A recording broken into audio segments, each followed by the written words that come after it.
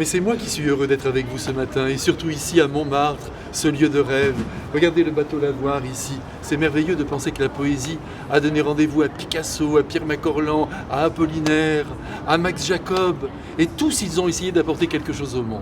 Eh bien, je crois que nous tous, et puis moi aussi, eh bien, nous devons essayer d'apporter quelques lumières au monde, bien sûr, à notre humble niveau, mais tout de même, de soulever cet univers avec peut-être, pourquoi pas, quelques chansons.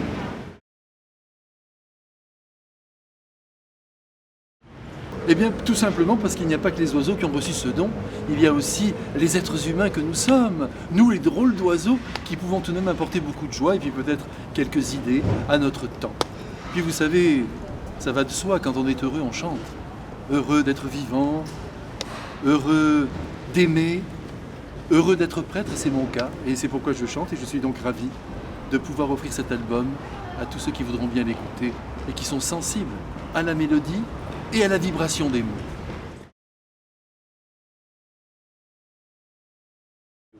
Eh bien écoutez, je crois que j'ai composé des chansons dès l'âge de 12-13 ans, je crois. À ce moment-là, j'avais un petit amour platonique, hein, mais qui n'a pas abouti, bien sûr, sinon je ne serais pas avec vous. Et donc j'ai écrit pour cette jeune fille une chanson, et puis par la suite, eh bien, je n'ai plus cessé de composer, puisque de toute façon, les mélodies ne viennent que lorsque l'on l'aime, c'est très clair. Et lorsqu'on est saisi par l'amour, eh bien, elles jaillissent spontanément. Et par la suite, j'ai continué à travailler le piano, la guitare, que j'ai étudié depuis mon enfance. Et c'est à l'âge de 20 ans que j'ai eu le grand bonheur et la chance inouïe de rencontrer le grand trompettiste et chef d'orchestre Aimé Barelli. Je ne sais pas si certains d'entre vous se rappellent de lui. En tout cas, c'est un musicien de renommée internationale. Et j'ai été vraiment très ému de voir qu'il s'intéressait au texte que je lui avais présenté et aussi à ma voix. Si bien qu'il a accepté de co-signer avec le jeune homme que j'étais 2 chansons, dont l'une des 2 est reprise d'ailleurs sur cet album.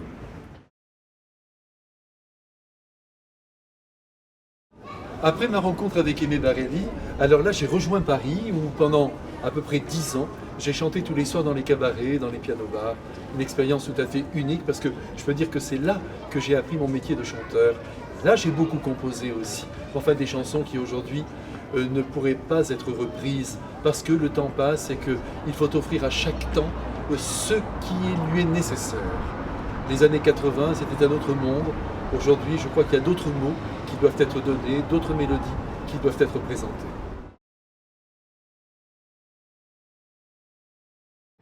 Et puis ensuite, comme vous le savez, je suis devenu prêtre et là j'ai été pris par mon travail sacerdotal, même si ce que je fais en ce moment est aussi sacerdotal, mais je vous en parlerai sans doute tout à l'heure. Mais j'ai été complètement happé par le travail, la paroisse, les centaines de personnes qui s'y rendaient, si bien que je n'ai pas pu consacrer de temps à la musique. Mais en 2014, j'ai senti de nouveau cet appel à essayer de parler au plus grand nombre à travers des mélodies et des textes. Et c'est pourquoi depuis 2014, eh bien, je ne cesse de composer.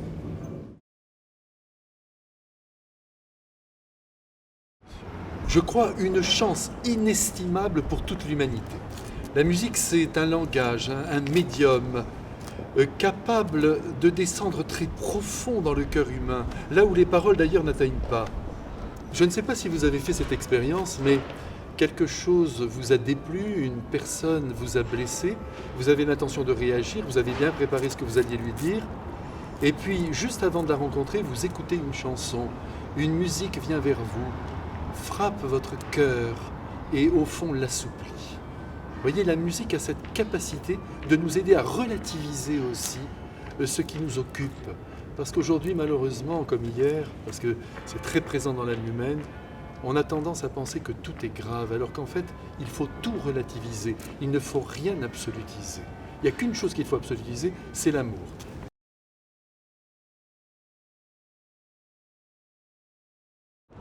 Je crois, voyez, qu'aujourd'hui, notre monde a vraiment besoin de joie, tout simplement.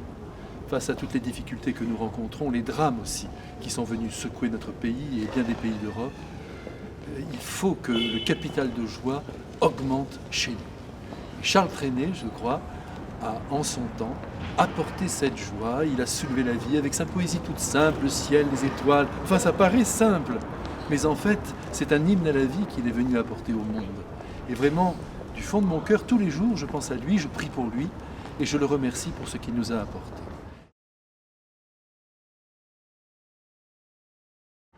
Et puis il n'y a pas que Charles Trenet, bien sûr c'est un très grand poète, mais il y a tous les autres chanteurs et chanteuses que je vénère et que j'écoute régulièrement. Tino Rossi, bien sûr, je continue de l'aimer, je lui dois beaucoup puisque j'ai eu le bonheur de le rencontrer, que c'est lui qui m'a beaucoup encouragé à rejoindre Paris. Il m'a d'ailleurs à ce moment-là présenté son impresario. Et au-delà de Tino Rossi, par exemple je pense à Lucienne Delille, à Édith Piaf, à Jean-Roger Cossimon, à Reggiani, à Mouloudji, tous de grands poètes. La chanson, c'est de la poésie mise en musique.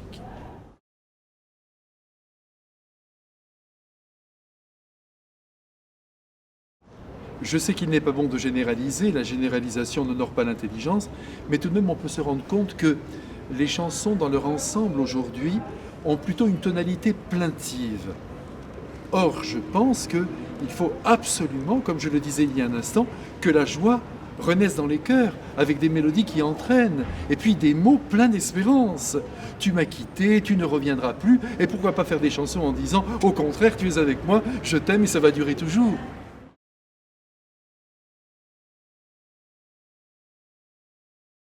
Écoutez, je crois que la chanson, c'est d'abord avant tout une mélodie capable de créer un climat musical sur lequel vont se greffer des paroles consonantes avec ce climat. Et c'est cette alliance, évidemment, de la mélodie et des paroles qui va former la chanson et, je crois, atteindre très profondément le cœur humain. Je ne vous apprends rien en vous disant qu'en France, on est très sensible aux idées, que de penseurs, que de philosophes ont utilisé le langage pour les exprimer. Eh bien, c'est, je crois, la raison pour laquelle il faut absolument que nos chansons contiennent des textes forts. Et je dirais même que c'est la France qui a inventé la chanson à texte. C'est très net, de Léo Ferré jusqu'à Barbara. Eh bien, on sent très bien qu'il faut que des idées soient données, que l'esprit soit rasséréné par tout ce qu'on peut lui apporter. C'est ça la chanson française. Par le passé, très souvent, la chanson française a été accompagnée d'une manière assez sobre, avec un piano, une batterie, une contrebasse. Et c'était très bien qu'il en soit ainsi. Priorité au texte, mais en même temps, la beauté d'une mélodie qui l'accompagne.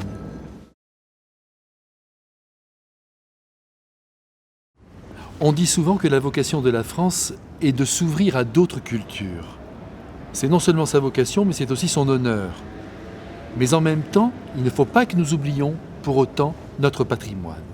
Et dans ce patrimoine, il y a bien sûr la chanson populaire qu'il ne faut pas négliger et qui est un magnifique vecteur pour porter vraiment de l'amour, de la joie, de l'espérance au cœur humain.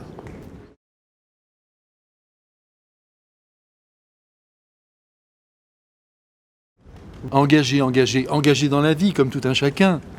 Mon message est très simple. Moi, je veux que les gens soient heureux, je veux que les gens s'aiment, je veux que les gens gardent quand même au cœur que la vie ne se termine pas d'une manière absurde, c'est-à-dire dans la pourriture d'une tombe. Voilà ce que je voudrais dire au monde. Et je voudrais aussi redire dans mes chansons ce que tout le monde sait, c'est qu'il n'y a que l'amour qui nous comble. Si nous ne sommes pas aimés, notre vie ne sera jamais une réussite totale. Il faut qu'il y ait l'amour dans une vie pour qu'elle s'épanouisse profondément.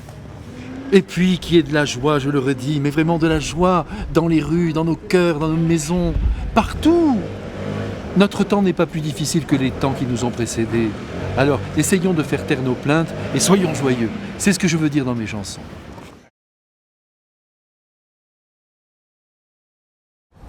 Au cœur humain, un point c'est tout. Donc à cet homme, à cette femme qui circule, qui fait ses courses, qui se rend à son travail.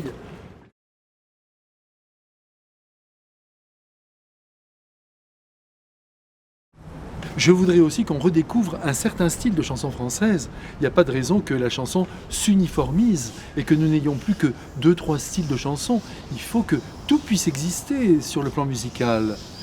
Vous savez, dans les années 65, lorsque j'étais encore enfant, mais c'est pas si loin que ça tout ça, eh bien on écoutait beaucoup de choses. Non seulement les Beatles, mais aussi Maurice Chevalier, Georges Milton, Charles Trenet et tous les autres.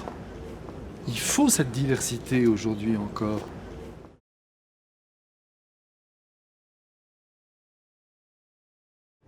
En tout cas, je constate que de nombreux chanteurs actuels font des reprises. Voyez Patrick Bruel, un disque sur Barbara. Lambert Wilson, un disque sur Yves Montand, Benjamin Biolay, un disque sur Charles Trenet, est-ce que ce n'est pas le signe que le moment est venu d'offrir une nouvelle création dans la grande tradition de la chanson française? Ici, je suis évidemment très ému parce que nous nous trouvons dans la rue d'Orchamps. Et là, c'est la maison de Dalida où elle a vécu, où elle a chanté, où elle a souffert aussi et où elle a mis fin à sa vie. Et je vous avoue que tous les jours, puisque j'habite Montmartre, je pense à elle et je prie aussi pour elle.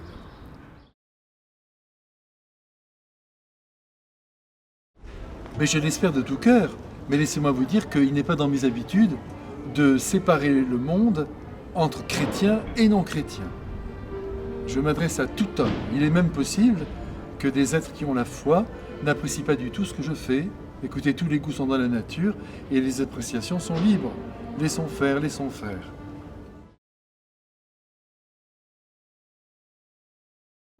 C'est avec ceux que l'on aime qu'il faut avancer dans la vie.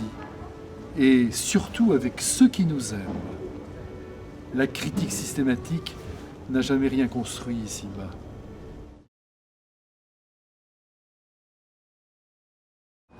La réponse est simple. Le prêtre est un serviteur de Dieu. Et le monde a été créé par Dieu. Donc le prêtre est partout chez lui, dans le monde. Voilà, puis vous savez, dans tous les secteurs de l'activité humaine, il y a toujours eu des prêtres. Il ne s'agit pas simplement de le voir dans ses activités paroissiales ou de l'enfermer, ce qui serait terrible, dans les arrière-sacristies.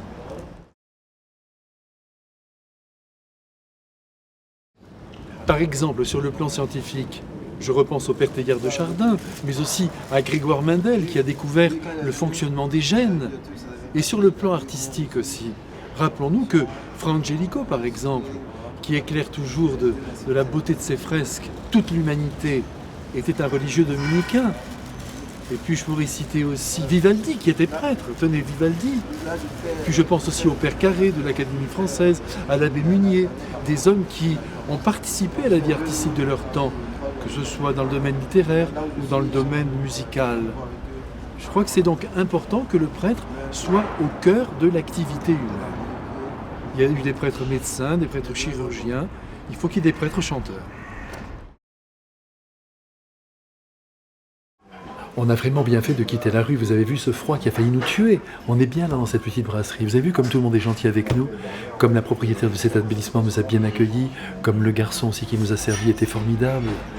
Le prêtre est l'homme de la vie et il doit être au cœur de la réalité humaine. Je suis tellement heureux que nous soyons dans ces lieux où tout le monde passe. Nous venons parce qu'en tant qu'homme, en tant que prêtre, c'est notre place. Vous me demandiez tout à l'heure si le prêtre pouvait faire partie du show business. Eh bien, je crois qu'il faut élargir la question. C'est l'homme de la vie. Il la croit éternelle et il commence à l'honorer déjà ici, sur la terre.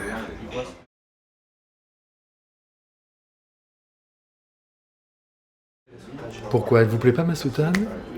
Moi, je lutte contre tout ce qui est conventionnel à outrance. Il n'y a pas de raison qu'il y ait une uniformité sociale. Je porte la soutane, c'est le vêtement quand même du prêtre. Chacun est libre, il n'est pas nécessaire de l'avoir pour être un bon prêtre. Il y a des milliers de prêtres qui n'ont pas de soutane et qui font un travail excellent.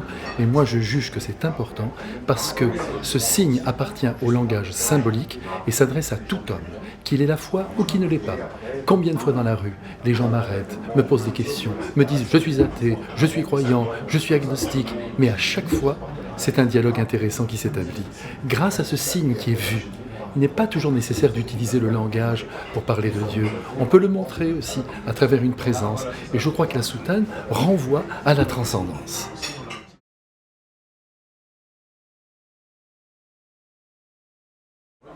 Regardez le pape François, c'est bien un homme de son temps, de notre temps, pas fou. Il garde sa soutane, il sait que par là, il est comme une icône de la présence de Dieu sur la terre.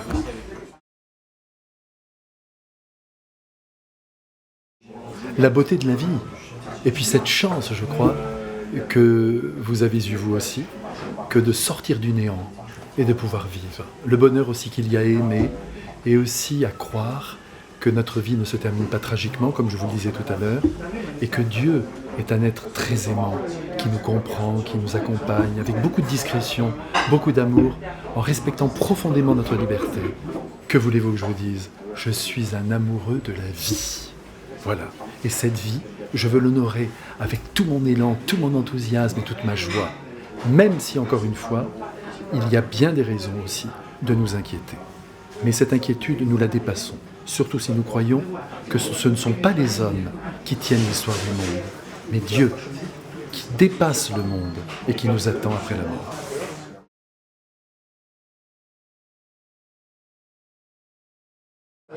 Vraiment, je vous remercie de revenir sur cette question et si vous permettez, je vais essayer de répondre en vous racontant une petite histoire qui m'a beaucoup marqué.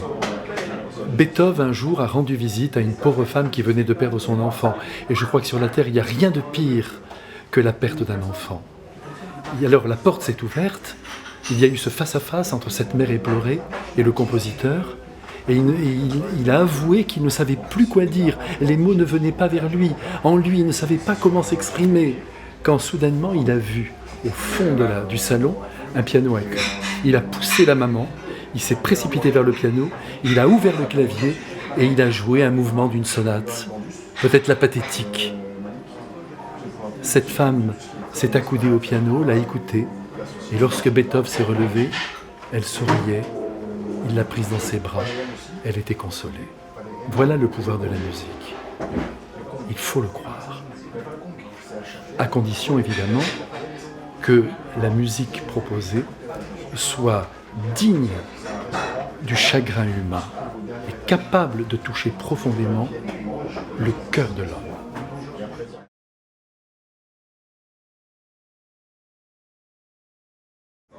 Vous connaissez le mot de Diderot. Vous savez que Diderot était le fils d'un coutelier et il avait pris pour devise plutôt s'user que rouiller. Eh bien, c'est ce que j'ai l'intention de faire, jusqu'au dernier jour, jusqu'à la dernière heure.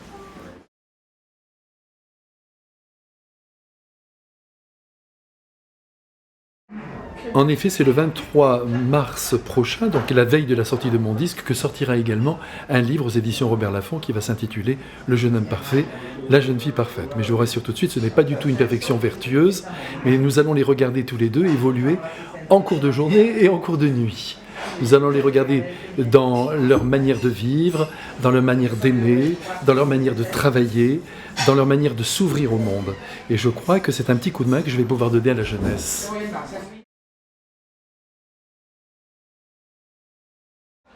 Ce qui me frappe beaucoup aujourd'hui, c'est que l'idée de perfection n'est pas très présente dans le cœur des jeunes que je rencontre.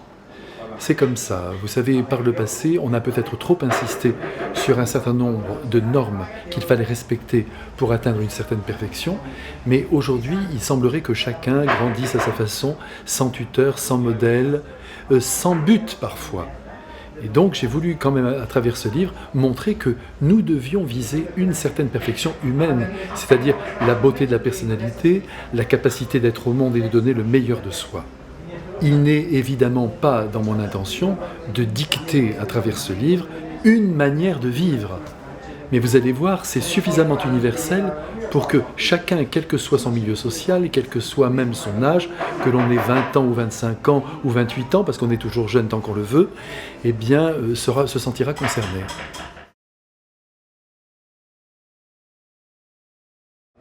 Donc, pas de clonage, mais un sens aigu de la qualité qu'il faut rejoindre.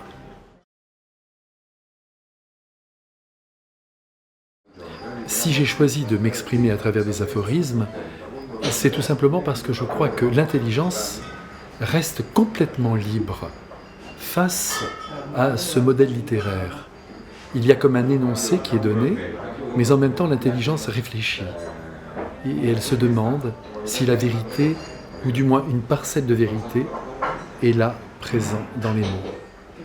L'aphorisme ne cherche pas à convaincre, il montre tout simplement une réalité. Et c'est à chacun de s'en emparer ou de la rejeter.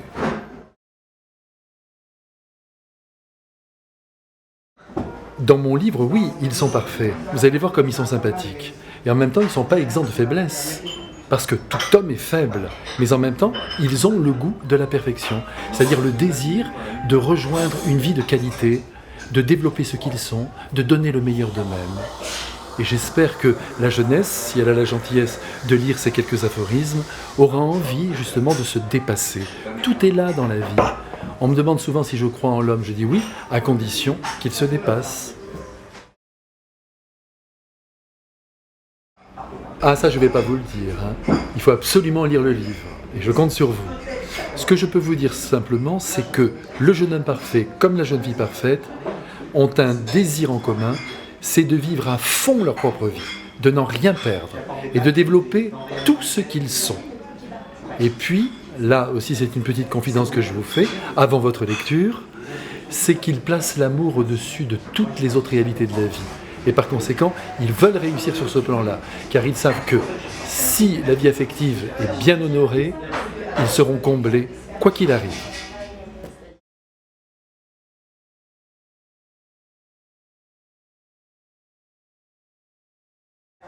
Vraiment, ça me fait plaisir que vous citiez Max Jacob parce que je pense à lui tous les jours.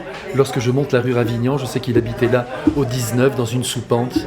Il a beaucoup souffert et en même temps, il a créé une belle œuvre. Et peut-être que ces deux réalités doivent être toujours unies pour que le fruit soit beau. En tout cas, je partage avec lui ce morceau de soleil que je voudrais donner à travers mon livre, à travers mes chansons, qui j'espère ensoleilleront un peu tous ceux qui voudront bien me lire ou m'écouter. Il y a un autre mot de Max Jacob qui me fascine et je voudrais vous l'offrir aujourd'hui. À vous qui me filmez, puis à tous ceux qui vont m'écouter. Max Jacob disait « Voilà longtemps que je travaille à humaniser. C'est aussi là mon plus grand désir. » Merci en tout cas de toutes ces questions qui m'ont réjoui le cœur.